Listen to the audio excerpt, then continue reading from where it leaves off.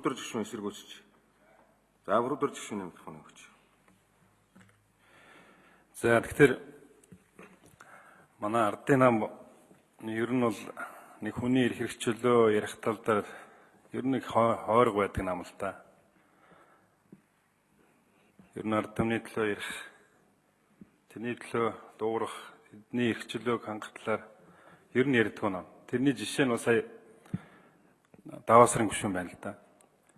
Тэр эрүүгийн хууль дотроос зөвхөн дарга нарт, улс төрч нарт хэрэгтэй нэгэн заалтыг нь иш татаад энэ хойшлуулыг дэмжиж үгэлж. Өөрөөр хэлбэл намайг гүтгэжнэ, намайг дуртай хүн гүтгэнэ гэдэг өөртөө л хамаатай тэр заалтайгаа хилчээд тэгээ буцаад энэ эрүүгийн нөхцөл байдлыг тэр одоо сайжруулсан ард иргэдийн эрхчлөөний төлөө энэ хуулийн концепц нь явж байгаа тэр хуулийг эсэргүүцэж байна л да. Тэгэхээр энэ дээр бол харамсаж байна.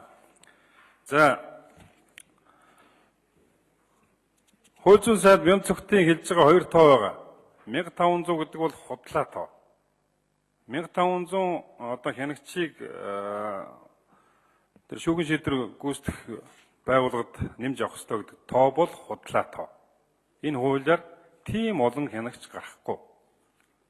Энийг бол их хурлын чуулган дээр болон байнгын орны хурлаар хэд хэдэн удаа давтж хэлсэн учраас энэ тоогоо хариуцлагатайгаар ард намын бүлэг тайлгнах ёстой. Дээрээс нь 93 тэрбум төгрөг гэдэг бол бас худлаа тоо. Ягаад гэвэл 1500-тайгаа уйлж гарчиж байгаа тоо учраас энэ бол худлаа тоо. Тийм учраас их хурлын чуулган дээр байнгын орны хурал дээр засгийн газрын гишүүн оржиж худлаа тоо хэлж энэ ард иргэдийн толгойг одоо эргүүлж ийм устдар хийж болохгүй гэдгийг бас энд хэлье. Хоёрдугаарт нь засгийн газрын үүргийг бол үндсэн хуулийн 38 дугаар зүйлээр бол бүгдийг одоо тайлбарлаад өгсөн байгаа. 38.2-1 үндсэн хууль засгийн газрын үүрэгд бол үндсэн хууль болон бусад хуулийн биелэлтийг улс орон даяар хангаж ажиллах, биелүүлж ажиллах гэсэн ийм одоо үүрэгтэй.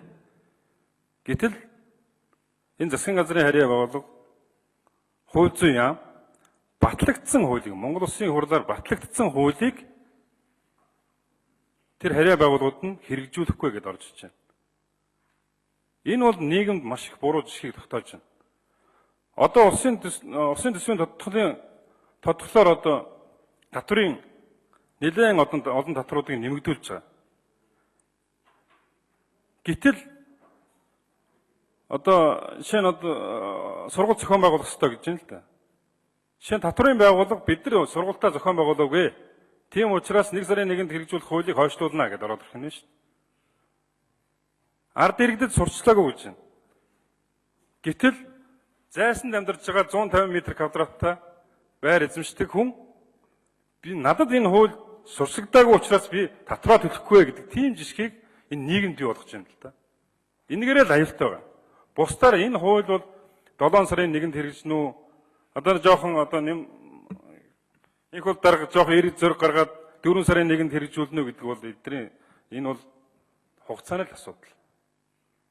Тийм учраас энэ эрх зүйн нөхцөл байдлыг хөндрүүлж байгаа энэ одоо арга хэмжээг татж аваач.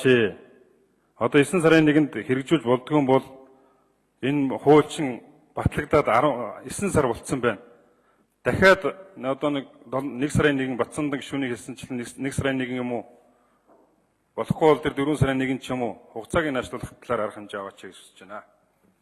За гишүүд үгээ хэлж дууслаа. Одоо санал хураана. Байнгын хорооны саналаар эрүүгийн хуульд өөрчлөлт